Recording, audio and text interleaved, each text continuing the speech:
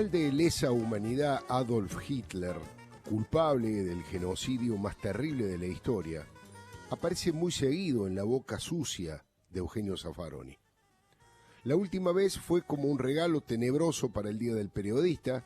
Comparó a nuestro oficio con un partido único como el de Hitler, una salvajada repugnante que no tuvo el respaldo de ninguno de sus compañeros de ruta.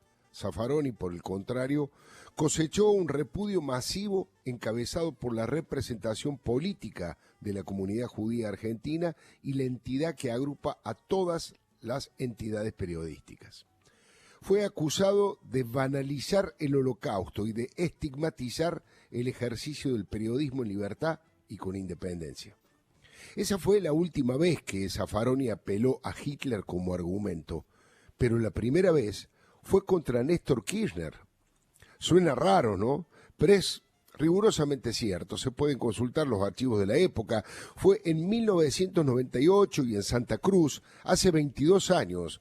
Había sido invitado por el Frepaso para ayudar en la lucha contra la reelección eterna que Kirchner quería instalar y logró instalar en la gobernación. Zaffaroni apeló a la Constitución de la República de Weimar y a Hitler. Con el tiempo se supo que el día que Kirchner como presidente le ofreció el cargo de la Corte Suprema, sacó del cajón del escritorio el recorte de aquella comparación y le pasó la factura. El periodista Daniel Míguez, en su libro Néstor Íntimo, cuenta que Kirchner le mostró la nota cuyo título era Un nazi en la Patagonia. Y durante una entrevista del diario español ABC, en el 2004, Zaffaroni, ante la pregunta del periodista, confirma y agrega que la Constitución alemana de 1919 concentró las distintas funciones en una sola persona. Rubén Lasaño y los valientes compañeros de OPI Santa Cruz me ayudaron a confirmar todo esto. La de nazi de la Patagonia y los periodistas como el partido único de Hitler son solamente la primera y la última, pero el apellido Hitler aparece a cada rato en las declaraciones de Zaffaroni. En abril del 2016, y con el objetivo de ayudar a Cristina en una de las causas que todavía tiene la justicia, dijo que la figura delictiva de administración fraudulenta fue copiada del Código Penal de la Alemania de Hitler. En enero del 2011, durante un reportaje con Tiempo Argentino, Zaffaroni aseguró que Macri es detestable, pero puede ganar votos si hasta Hitler ganó muchos votos. Muchos genocidas ganan votos. Diana Wang, la brillante intelectual e integrante del Museo del Holocausto de Buenos Aires, publicó que lo de Zaffaroni es alevosía. No dudo que haya leído la opinión de Hitler sobre la propaganda, que no consiste en decir la verdad, sino en señalar un enemigo común que sirva a nuestros objetivos de unidad nacional. Y lo liquidó conceptualmente cuando Wang escribió que es increíble que el profesor Zaffaroni coincida con ellos, se refiere a Hitler, Carl Schmitt y Goebbels, y es indignante ver cómo la venda ideológica y partidaria enceguece y genera comparaciones que bien leídas son autoincriminantes. Otro intelectual de fuste, compañero de Radio Mitre, como Miguel Wiñaski, sumó a Zaffaroni al panteón de los amanuenses de la insensatez y citó al filósofo Norbert Bilbeni, que en su libro El idiota moral se refiere al extraño fenómeno de personas inteligentes que son moralmente imbéciles. En las últimas horas, Zaffaroni apareció firmando el manifiesto liminar de la resucitada y rebautizada Carta Abierta, ahora llamada Comuna Argentina. Allí, junto a Ricardo Forster, Horacio González y Adrián Paenza, entre otros, aseguran que van a impulsar la radicalización de la democracia contra los que quieren hacer añicos la cuarentena por la libertad de mercado que desequilibra el resto de las libertades en medio de la decadencia del sistema capitalista. Ernesto Sanz, en su momento, bautizó a Zaffaroni como el campeón de la hipocresía, porque fue el creador del derecho a la impunidad, una rama del derecho que no se enseña en ninguna universidad. Por eso creo que Zaffaroni es una de las personas que más daño le hizo a nuestro país en los últimos años. Son varias las explicaciones que debería dar, ¿no? Antes del triunfo electoral de los Fernández, Zaffaroni cometió un sincericidio en la conducción del operativo impunidad para Cristina y libertad para todos los ladrones de Estado. Confesó que impulsaría una ley de revisión extraordinaria para liberar a los presos políticos.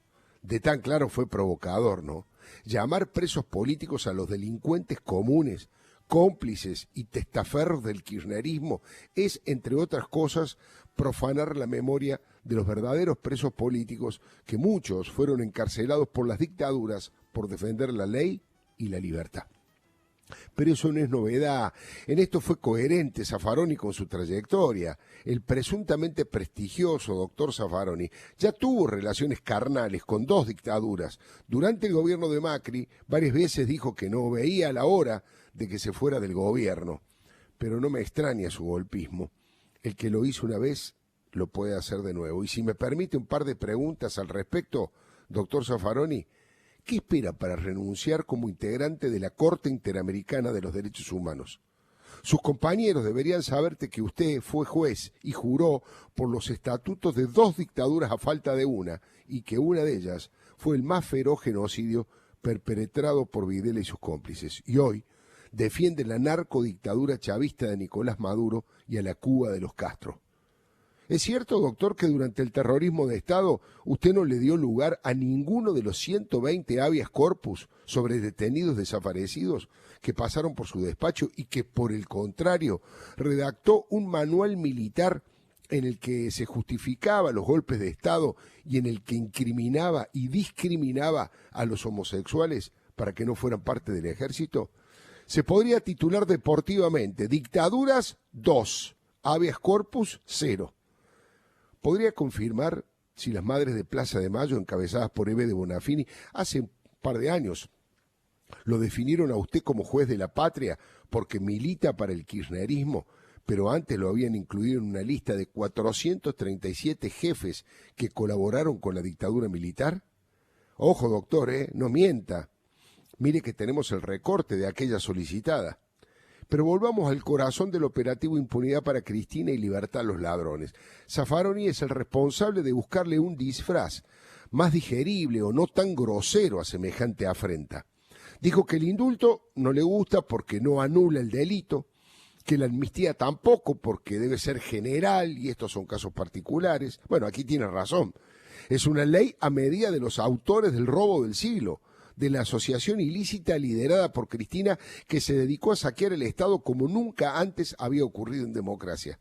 Son casos especiales, por supuesto. Las confesiones de los arrepentidos y todas las pruebas documentales confirman el lavado de dinero sucio de las coimas y el colosal enriquecimiento ilícito de todos los que rodearon a Néstor y Cristina. Por eso Zaffaroni, en su incontinencia oral, propone una nueva ley, una ley de revisión extraordinaria, que sea aprobada por el Congreso y luego ratificada por una Corte Suprema con sus miembros ampliados, con militantes, tal como propuso en su momento el intendente de San Antonio de Areco, Francisco Paco Durañona, la propia Cristina y el escriba Mempo Giardinelli.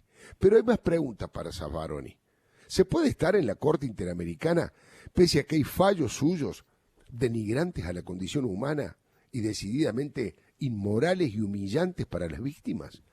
Ese fallo debería enseñarse en las facultades de Derecho como un ejemplo de agresión a la dignidad de las mujeres, pese a que muchas mujeres militantes contra la violencia de género jamás dijeron una palabra de esto, tal vez para proteger a un compañero de ruta cristinista.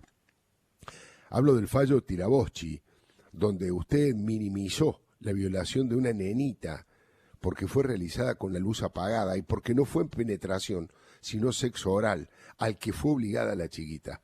Usted, Zaffaroni, impuso una pena por abuso deshonesto, nada más, y sostuvo que no correspondía aplicar la pena máxima porque, entre otras razones, la víctima, una niña de 8 años, había sido abusada con la luz apagada. Y en palabras de la sentencia, está escrito, dijo: el único hecho imputable se consumó a oscuras, lo que reduce aún más el contenido traumático de la desfavorable vivencia de la menor. ¿Escuchó bien? Zaffaroni llamó desfavorable vivencia de la menor a la penetración de un degenerado hijo de puta que le hizo por la boca a una chica de 8 años. Doctor Zaffaroni, ¿no tiene ninguna responsabilidad, además de haber pagado la multa correspondiente por haber alquilado sus departamentos para que en 5 de ellos se ejerciera la prostitución? ¿No cree que sus excusas fueron poco creíbles cuando señaló que su amigo íntimo, el que le administraba los departamentos y que usted no conocía a los inquilinos? ¿Sintió vergüenza, doctor, cuando fue al Senado de la Nación a defender su nominación y se descubrió que no había pagado 94 aportes previsionales del registro de trabajadores autónomos, esto según la AFIP, y que había omitido bienes y cuentas bancarias en el exterior en su declaración jurada? Eugenio Zaffaroni es el autor intelectual del operativo Impunidad para Todos y Todas. Acusa a los periodistas, pero no puede responder muchas preguntas muy simples. Volvé a escuchar la columna de Alfredo Leuco en radiomitre.com.ar.